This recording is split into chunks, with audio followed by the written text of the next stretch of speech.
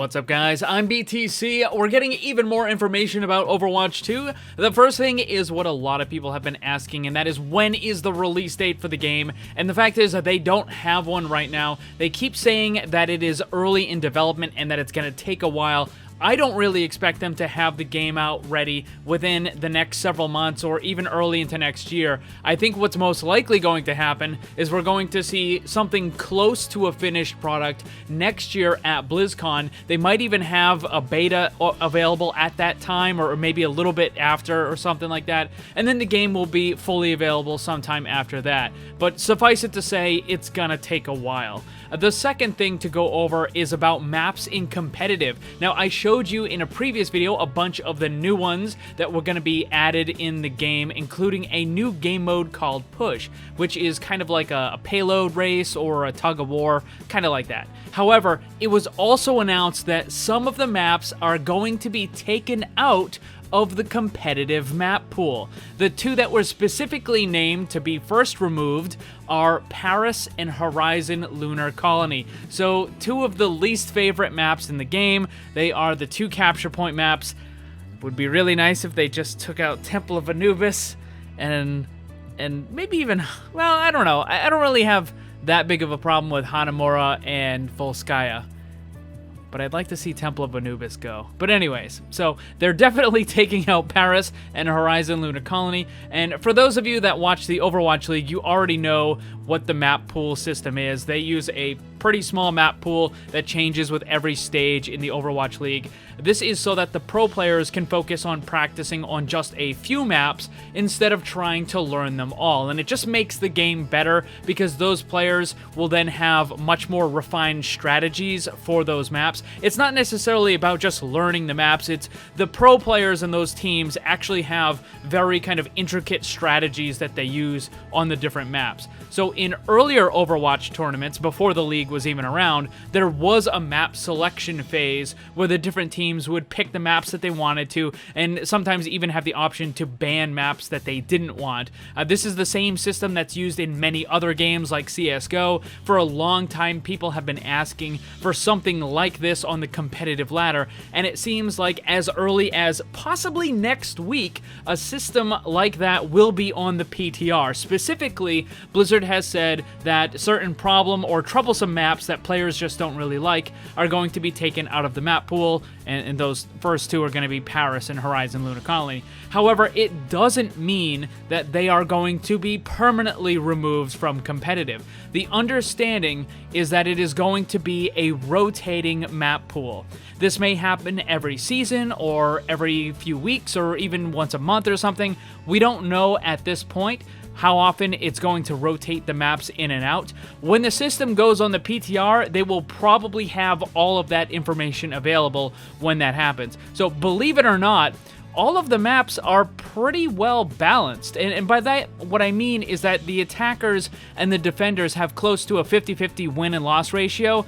But unfortunately, having balanced maps, that sort of win-loss ratio doesn't tell Blizzard what maps people actually like to play on. For this reason, I think a map selection system would be better than just using a map pool, because if you have 80% of the players avoiding a particular map, then Blizzard knows that there's an issue and that they need to address it. I think Paris would be a good example of that, because even though it is in fact close to a 50-50 balanced map, a lot of people just don't like it. Yeah, they're removing it, but what about the other maps that people don't really like to play?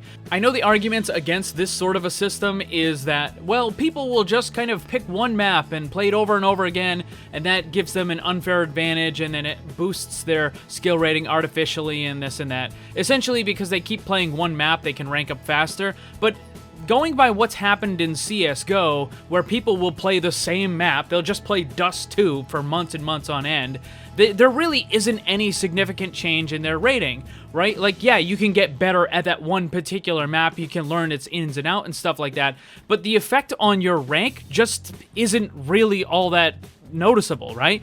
I mean, worst case scenario, if Blizzard did add some sort of map selection system, they could make it so that you have to pick at least a certain number of maps, like at least 3 or at least 5 or something, so you can't pick, you know, just the one, if that is a big concern, which I really don't think it is. But for the sake of argument, if that is a big concern, they could make it so you have to pick at least a certain number of them, right? And I just kind of wish we could pick the maps that you want to play on, because I know for me, my enjoyment for a match is definitely affected by whether or not I end up queuing into King's Row versus Temple of Anubis, right? One of them is going to be way more fun than the other. Now, another thing is that while initially Overwatch 1 and Overwatch 2 will be separate games, the plan is that eventually they will be combined into one game. The people that have purchased Overwatch 2 will have access to all of the campaign modes, story modes, and the PvE stuff and all that kind of stuff, but everything will be put into just one game client. And in case you didn't catch in the previous videos, until that happens, all of your levels and items and stuff will carry over into the second game so you don't lose anything. And all of the matches will be a mix of players from both Overwatch 1 and 2 as they start as separate games, but like I said, eventually the plan is that they do want to merge them into one. Now, we did get also a little bit more information about the new heroes as well. Apparently, some gaming websites were given some kind of minor access to the new characters. Essentially, they got to see silhouettes of the characters, and basically just, you know, the black images with some sort of background on it, so you couldn't really tell what they were.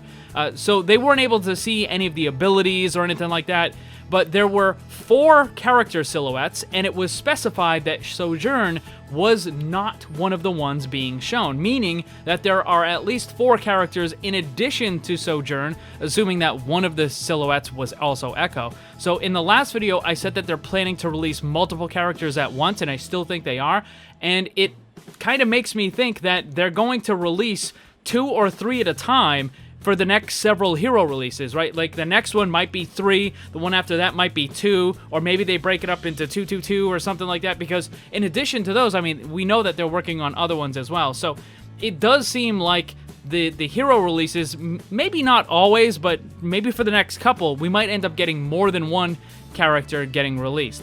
And also, later on today, there are going to be 3 Overwatch panels.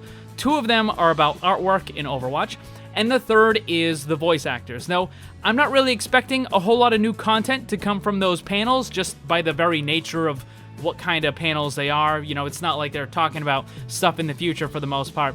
But I'm sure that the Overwatch devs will be giving quite a few interviews, and it is quite likely that we could get new information from those. And if that does happen, I'll be sure to let you guys know as soon as it's available. Also today, there will be a pretty big panel about Diablo 4 systems and features, where they're going to go into detail about how the game is going to work, the characters' abilities, and even more stuff that they haven't covered yesterday. So if you're interested in Diablo 4, there's a lot of good stuff and a lot of good info that will probably come out from that.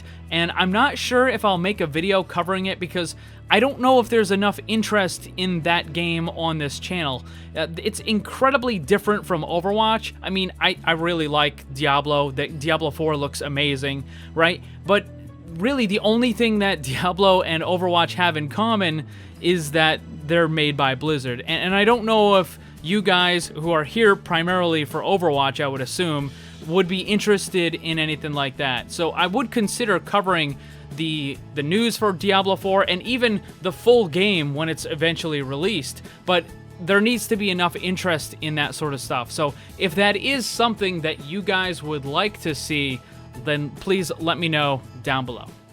Thanks for watching, and if you'd like to see more, subscribe and hit that bell so you don't miss anything. Also, come hang out in my Discord server and my Twitch live stream. Special thanks to my Patreon supporters. If you'd like to see what kind of cool VIP rewards you can get, check the links down below. And remember, always blame the controller, because it's never your fault.